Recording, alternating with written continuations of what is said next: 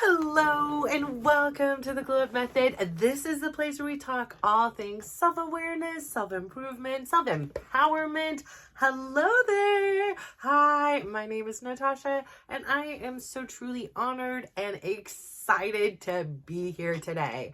So the Glow Up Method started as a personal journey of mine.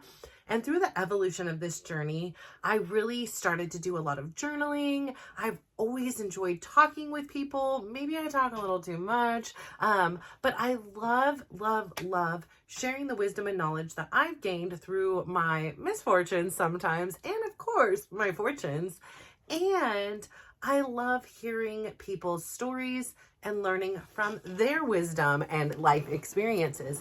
So I thought, why better not? I mean, I have all of these stories, I have all these experiences, and I went through this really transformational period of my life, which I'm still currently in and changing and evolving. But one that I really took on that, was kind of this catalyst for everything was this physical transformation. And that was initially the focus. Like I thought that, being 300 pounds and being overweight, and really out of shape, except for like a certain shape. I was unhealthy, from a physician's point of view. I had pre-diabetes, high blood pressure. I had high cholesterol, fatty liver disease, a tumor in my pituitary gland. Like I've had a lot of things. And those were just like, the simple things like the pain in the knees, the pain on the body and the joints and all those things. Like those weren't necessarily measured. And so I'm so honored to say that this process in which I've gone on, this methodology that I'm using, is been the best gift I have ever given myself. I am no longer high blood pressure. I don't have high blood pressure anymore. I don't have high cholesterol. I'm no longer pre-diabetic, and my fatty liver disease has reversed. And so, wow, what a gift I have given myself. And, I really started thinking about the process. I went from this person who completely neglected themselves and put every other person and relationship on a pedestal. At least so I thought. Like that was my intention. Now, if you ask some of those people, like in particular, my husband, he may not have always felt that that was the thing, but in my mind, in my actions, in my heart, in my intent, everybody else was far above me. I did resent Chris in sometimes because I was putting everybody else so much above me. And I also felt like he should do the same. I felt like it was his responsibility as the other parent to put himself last, just like I was. And he wouldn't, and he didn't. And, I was irritated and frustrated by that. And because he wasn't willing to do that, I took on more of the load, and I took on a lot more resentment for him with each piece of load that I carried. And so today, my topic that I wanted to really discuss is you. I want to discuss how, sometimes in a relationship, we experience things, right? And then we find ourselves doing the same thing. Like we're having the same argument, we're having the same thing, and we're fighting this to death, and it continues to come up, right? But here's the thing. That's our default subconscious ways.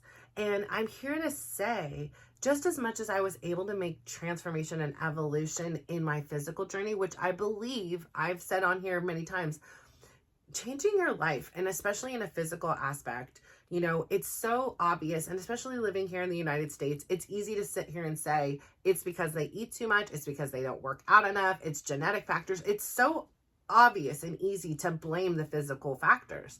However, what I have learned is it is so much deeper than just a physical journey. If I would have only focused on the journey, what I ate, what I didn't eat, how much I exercise, macros, micros, all whatever these things are, I can almost guarantee I would not have been successful. It would not have been a sustainable lifestyle change for me. The change needed to come from the inside out. I hope that makes sense. It wasn't an outside in thing.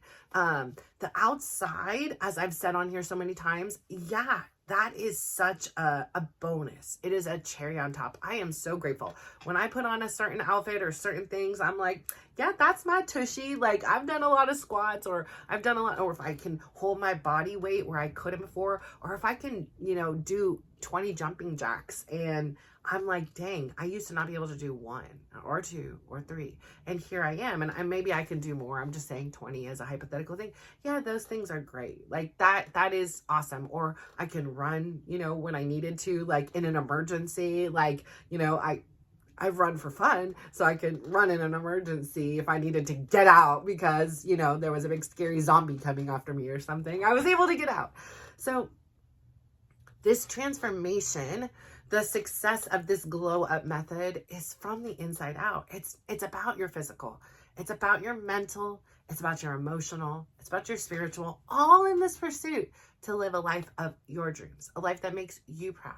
And so one of these key components is focusing on you. And so when I began this journey before, my focus was on everybody else. Therefore, my energy went to everyone else. And at the end of the day, there was nothing left for me except for resentment, anger, sadness, sorrow, exhaustion, overwhelm, anxiety. I saved all that for me. And it was eating me alive. And to be fair, I have shifted how much I eat or what I eat, but not significantly so. Everything that's changed has come from the inside. Yes, I do exercise more, but right now, like I said, because my life is busy, I'm having to take on more projects. I need to figure out how to pay the rent every month because Chris and I are still living in separate houses. I'm spending a lot of time on that relationship because now's the time to figure it out. Like, we technically have 2 different homes. Our kids know that we're technically separated. Like, we've been together by choice every single day. But if it is or isn't going to work, now's the time to figure it out because he has a space. I have a space. My kids are understanding about it. I don't want to rush back in and be the old me with the old Chris. That is unacceptable. I will not allow that to be in my life. But how do you figure that out, right? When you're in the midst of something that triggers you and you find yourself in a default setting, in a default argument, in your subconscious ways. And so it really begins with you, right? Because what's the one thing we can change? Can I change anybody but me? No. Like every relationship at the core of it, honestly, is you. Yes, there's 2 people, but how you show up, how you respond, how you react, how you navigate in that is such a critical and key component. And it's the only one you can control. It is the only one you can control. And it's taken me until this new dating and, attempt at reconciliation with Chris to understand this concept. It took this jarring separation. It took this literally, like physically, financially, emotionally separation to see where the blind spots were within myself. I say this all the time. What I'm doing is for the we. It is for Chris and I. A lot of times before, my motivation to stay together was for the family. And I think for the version of Natasha that hadn't done all the work and everything was about the we and my family and keeping us together. And it had this nervous energy and keeping us alive because some of us have been confronted with death.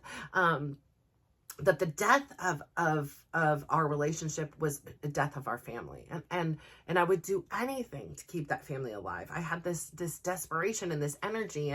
But at the same time, I really wasn't doing everything to keep that relationship alive. I wasn't showing up. I wasn't capable of. I was doing the best I could with the tools I had at the time. However, this journey has taught me so many tools. So the weight loss journey might have been this obvious and this thing that I can have almost like a clinical study, right? Like it's this data, point. I don't know. I'm not a scientist, what you call these things, right? It was like it was like a test to see does this theory work? Will this method work on a consistent basis? And if so, how can I move it from beyond just a physical transformation? Because guess what? We're not all battling a physical transformation all the time, or it may not be a priority. Like I said, for so many years, I was completely content being overweight. I was like, cool, this is my armor. Those people that are close to me or want to be close to me really do because they see past all my weight. And that was my story. That was my belief. I wasn't super worried about it. So I said, I know inside how I felt. I know how I felt when I looked in the mirror. I rarely looked at myself in the face, and I rarely ever looked at my body. And if I did, I was like, who is that? Or if I saw myself in a picture where I wasn't strategically hidden behind a child, it was jarring because I didn't look at myself. You think you would, but I didn't. And so, in those moments, I saw me and I didn't see me. Like I just didn't recognize myself. But it wasn't just the physical. It was everything. I didn't recognize myself because there was no myself. Myself was the server to others. Myself was the giver to others. Myself was the helper of others. Myself was others. And therefore, I got all my happiness, all my sadness from others. So if these others in my circle were nothing less than perfect, I was in turmoil. And guess what?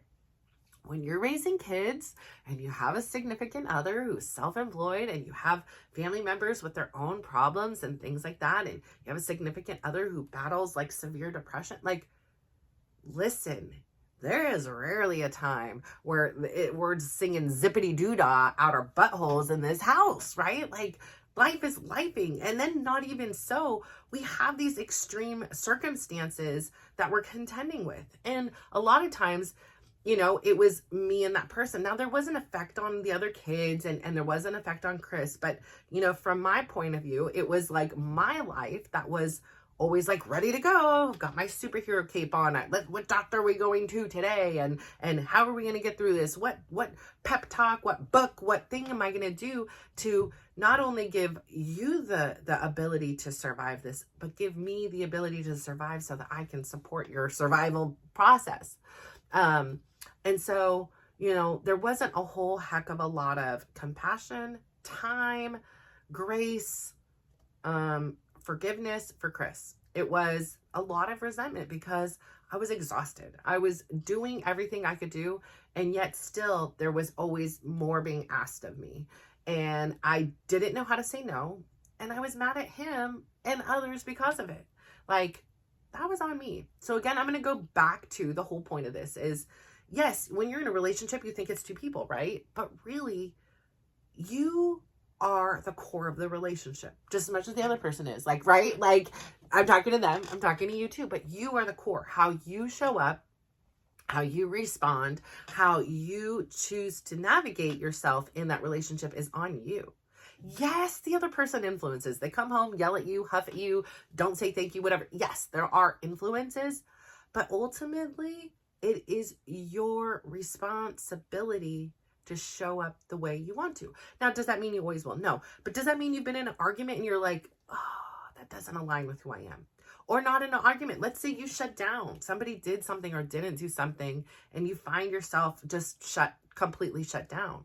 And after the shutdown, you're like, I didn't really want to do that. That's not the healthy version of me that I want to show up as. So the first key to this is understanding and giving yourself grace. We have default programming. We have programmed in and we have our responses. We have this anticipation. Our brains are really good at figuring things out and patterns. So there might be a pattern and you're like, okay, I've been in this argument before. It goes this way, it goes this way. And so you respond as a result of this pattern.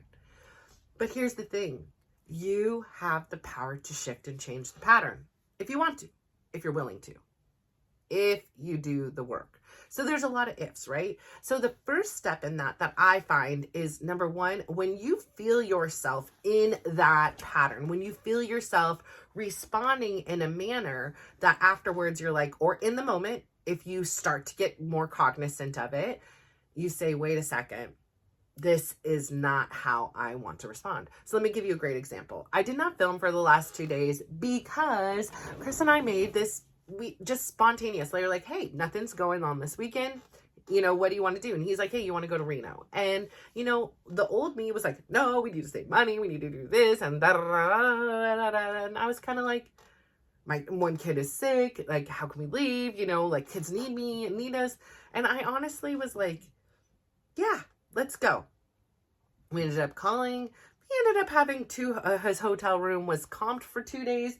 Cool. They put us up in this huge suite with a tub in the room and everything. Ginormous bathroom that's bigger than my bedroom right here. So we went. We had a good time. We enjoyed everything. And it came to the very last second. Like, I was really like in support. This is a place he loves to go. I was like, whatever, I'll go. I'll enjoy it. I'll enjoy the experience through your eyes. The last few weekends we've been going to the beach. That's something I really love to do. So it was nice to be able to see something he loves to do through his eyes and not be about me, like, and being open-minded to explore and have a new experience. So we get there and everything's great. Like, we have a good time. Nothing goes wrong. And it's the very last second. And he makes a decision and he knows it was a bold move and he blew the rest of his money, whatever.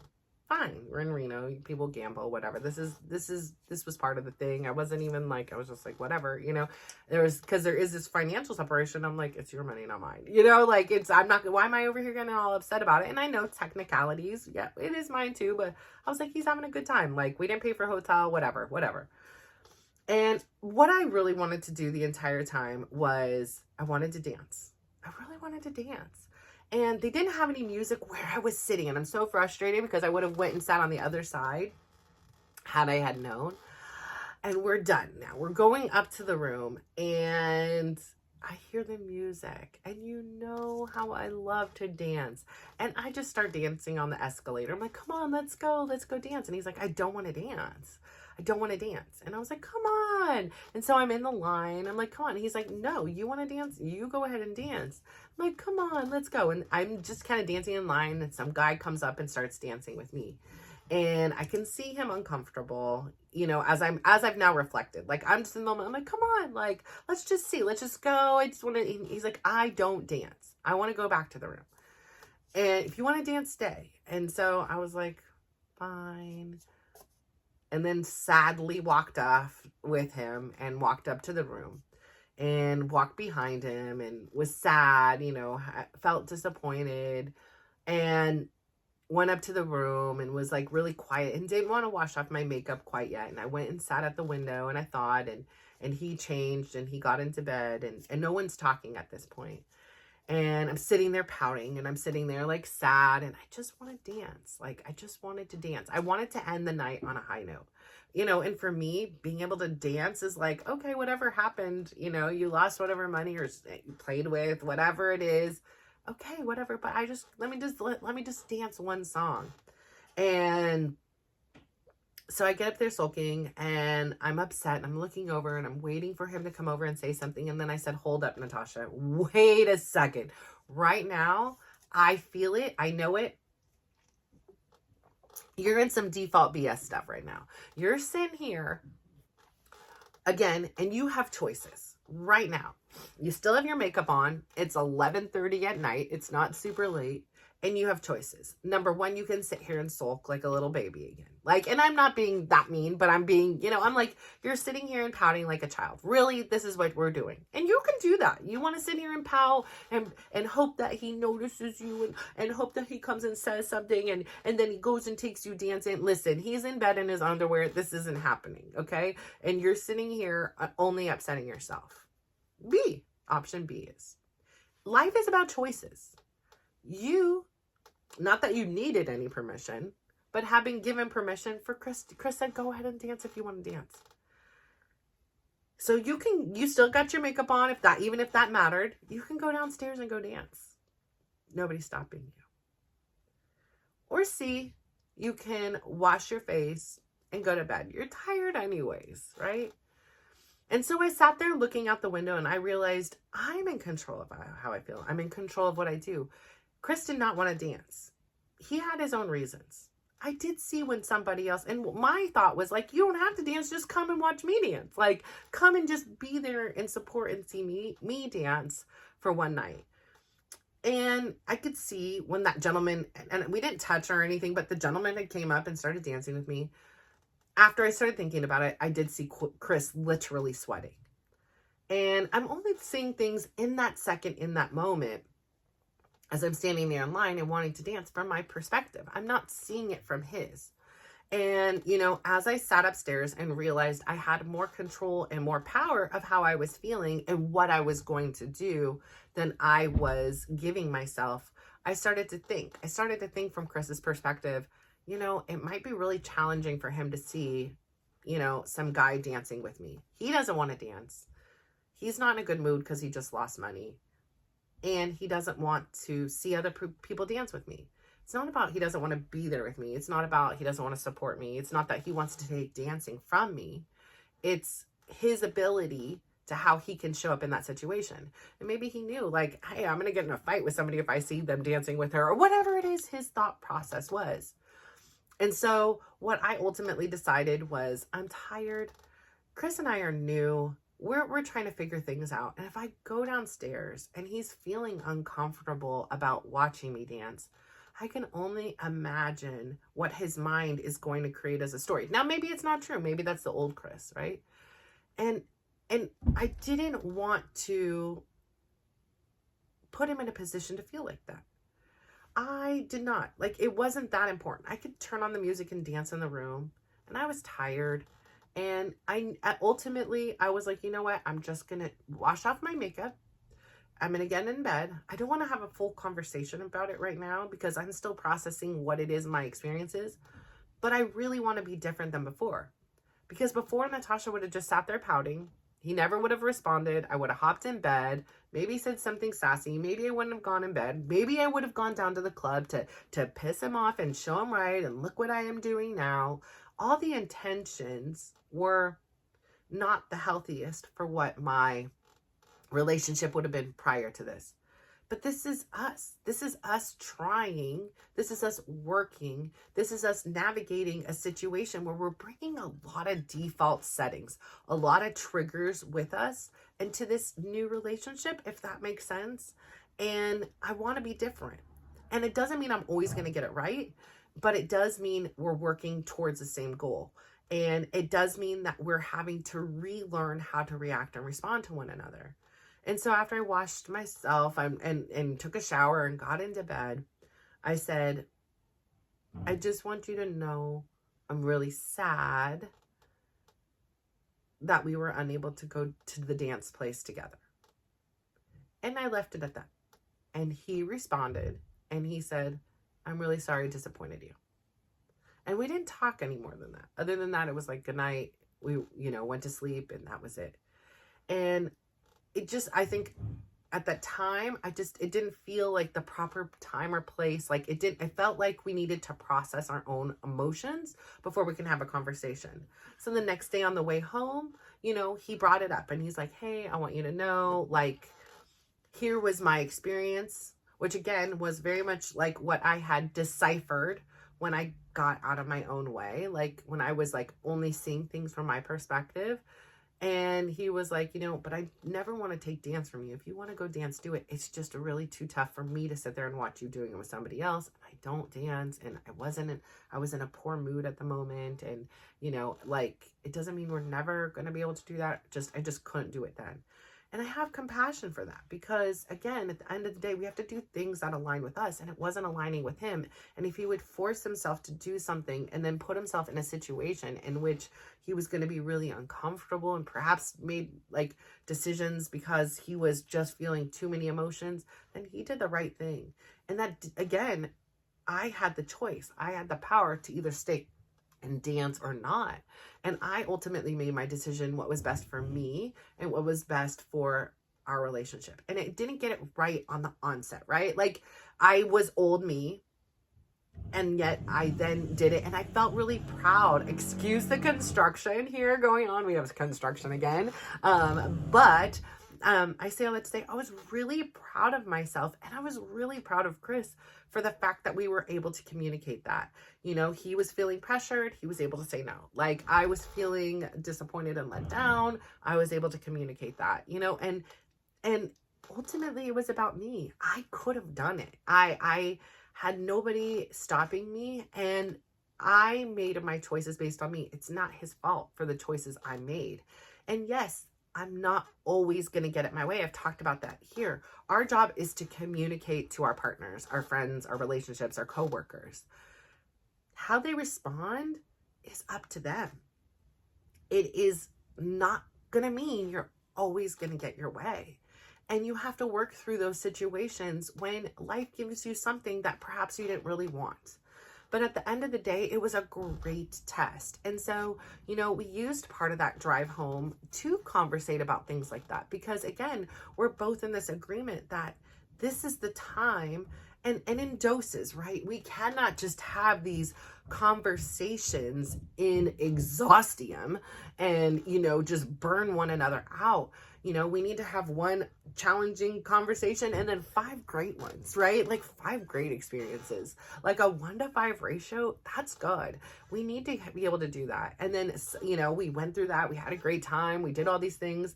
And last night, another sticky subject came up, and it was around finances, and it was around, motivation for moving out. And it was intense. And, there were parts of it where, our again, default settings come up where maybe there's some stonewalling, maybe there's some defensiveness, maybe there's a lot of these other things, but then we kind of are getting in this new habit to be like, oh, hold on a second. Yes, wait, I am being defensive right now. Hold on, let me validate you. Like, we are learning, we're using some training wheels on this new bike.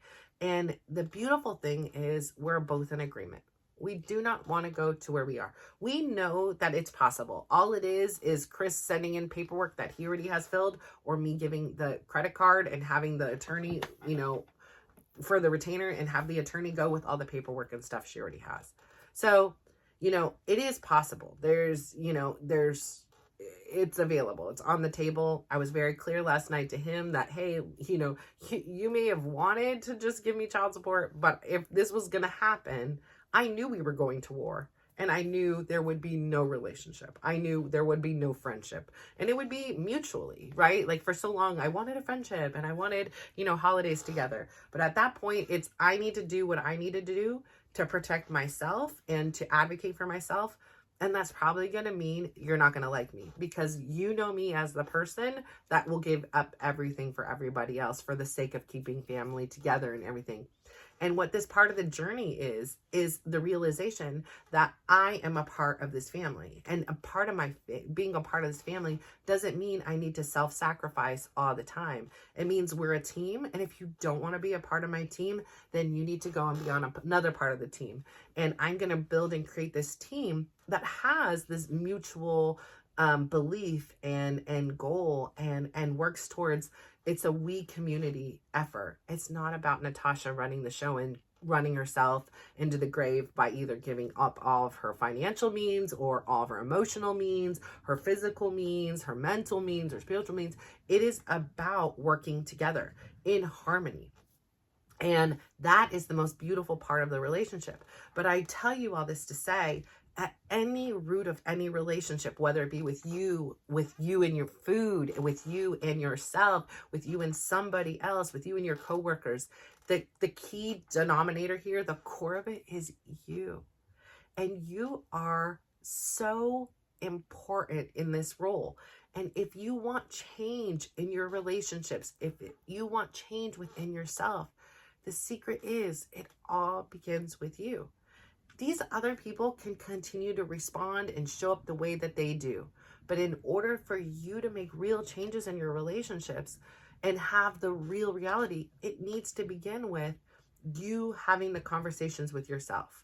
You understanding, wait a second, Natasha, why are we pouting looking out the window? We're a 48-year-old woman and you got a frown on your face like you're a 4-year-old. And what's going on? Like, let's talk about it. Let's make change. Like, is this the kind of healthy you want? No. So what do? We use our big girl words. And it doesn't mean we need to have the full conversation then. It doesn't mean we even need to have the full understanding then. Perhaps it takes you to journal. Perhaps it takes you to talk to somebody else. Perhaps it takes a little bit of time. But the more and more and more you do it, the more comfortable you will be with adjusting what your subconscious is. It's going to change. It's going to adapt to these new patterns. It takes a while, right? So Be patient, give yourself grace. And when you do make the realization, even though, you're pouting and then you're like, wait, what am I doing? And hold on, I have a lot more power and control in this situation than I'm giving myself or realizing. And what is it you really want to do? Because you can do anything you want right now. And, having that conversation with myself and being able to do that, I'm so proud. Like, that's progress, that's learning. So perhaps the next time I get in that situation, I know now to be like, hey, it's really important for me to go dancing. Let's conversate. How can we do this? Like, can we go for 5 minutes and you sit there and hold my purse and make sure I get out of there safe? Like, to have this better conversation where it's not in the heat of the moment, but now we kind of know at going in and know that he'll either say yes or no. And then I can be able to say, okay, great. Then I'm going to go for 20 minutes. If I'm not back, come and get me, or whatever it is, whatever we come up with collectively where we both feel safe, seen, heard, and loved. And that's the root of it all. So I say this all the time. I hope that this is a place where you can land, where you feel safe, where you feel seen, and where you feel heard. I know I sit over here doing a lot of the talking, but I really do love hearing from you. And I really do love this opportunity to engage and share these stories and share these epiphanies, because not only does it help reinforce me and my experience, right? Because now I'm living it, I'm experiencing it, and now I'm writing about it, I'm talking about it. It really just allows you to also see there is an alternative way. That default subconscious way is not the only way. If you love your default subconscious ways, keep at it. But if you want to make some adjustments, there is so many options out there for you so you can live the life that you are proud of. So I say all this to say thank you so much for tuning in today with this beautiful sun in, sun out day. And yes, I'm temporarily home again. Hey! But it's so great to be here with you. And if you can please go out there today, please give somebody a big smile, give them a compliment, and just watch how they glow up. So thank you. Bye.